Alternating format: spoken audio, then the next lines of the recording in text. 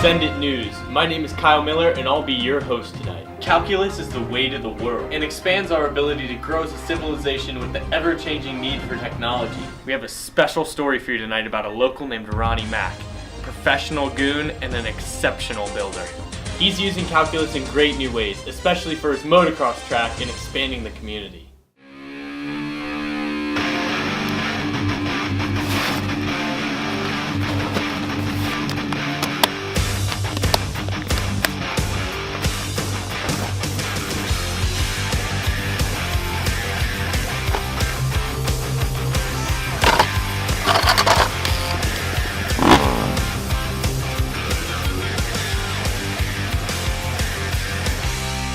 Coming to you live from Lovettsville, Virginia, here to show you Ronnie Mack and his amazing work.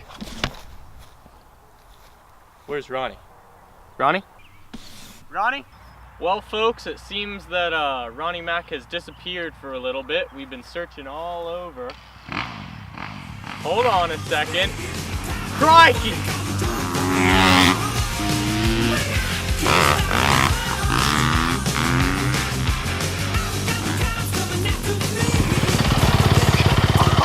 What in tarnation are y'all doing on my property? Hello, Ronnie.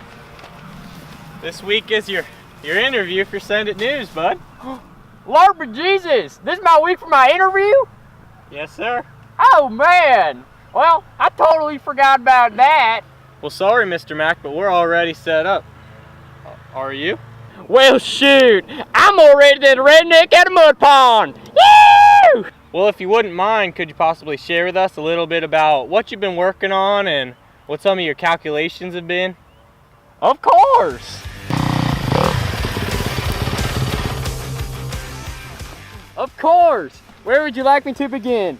I've done everything from integration and area under curves to optimization and derivatives to help me build a super nice track to get some air. I also do some calculations using position, velocity, and acceleration time functions to help me calculate how much air time I'll get. Well, jump building is all about the takeoff of the face as well as the surface and the solid of the dirt beneath you. Before building, I draw a jump face like that of an x-squared graph in the first quadrant. From there, I take the derivative by subtracting 1 from the exponent and multiplying the previous exponent by the coefficient. There are many rules I use depending on what the function is I'm trying to find the derivative, such as product, quotient, and chain rule. I do this to find when the graph has a slope of exactly 1 at the top of the jump face. I use 1 as the perfect number because the angle at that slope is 45 degrees, which gives optimal distance and air time on launch. Wow, Ronnie, that sounds like a lot. So I guess building takes a lot of dirt too, huh, bud? Yeah, yes sir, it does take a lot. I use integration to find the area under the middle of the jump and the area under the curve to solve for how much dirt I need on the face and landing. Do you know what that is? Yes, I can explain. Go for it, Mr. Send It Newsman. For those of you watching, integration is how we find the area under the graph, aka a jump, like we have here. You do it by adding 1 to the exponent, dividing by the same number, then putting 2 x values the area you're trying to find is between, then finally subtract to get your area. Yup, diddly do, that's correct. Do you know what the area under the curve is?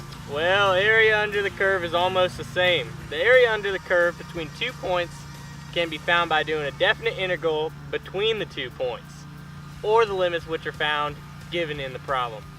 You can also find the area under a curve by using remain sums, which is the breakdown, breaking up.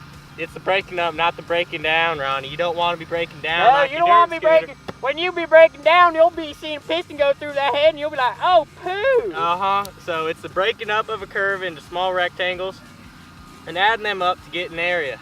Similarly, you can use the trap rule, which is used to find the definite integral or area under a graph bounded by points on the x-axis. Wow, Mr. Send It, sounds like you know your stuff. Yes, I do. Now tell me, how fast do you need to hit these here jump suckers? Well, it all depends on your distance from the jump, your final velocity, and your acceleration depending at what point you start at. Please explain to me, Mr. Ronnie. So position function will show you where a person is at a specific time. But if you take the derivative of that, you can get the instantaneous velocity at that time as well.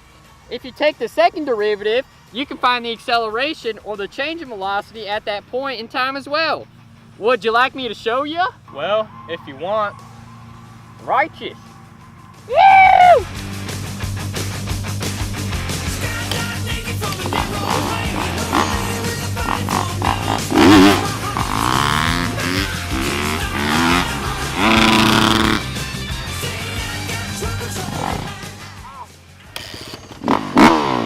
Just a minor setback.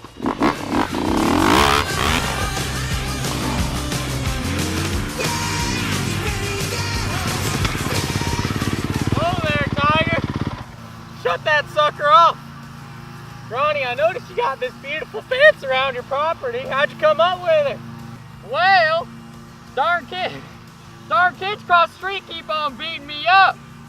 So I had a well and dandy thinking, great idea, that I'd use some optimization to build myself a fence.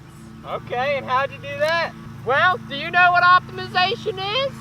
I think I do actually. Optimization is used when putting up fencing to be able to make sure you have the largest area enclosed within the fence. You must reduce and then use the first derivative test to find the maximum. Ain't that right, Ronnie? Yep, that's right.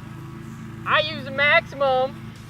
Well, probably shouldn't get into that, but I just like my dirt bike. That's right. Okay, Ronnie, go ride your dirt bike, bud. Woo!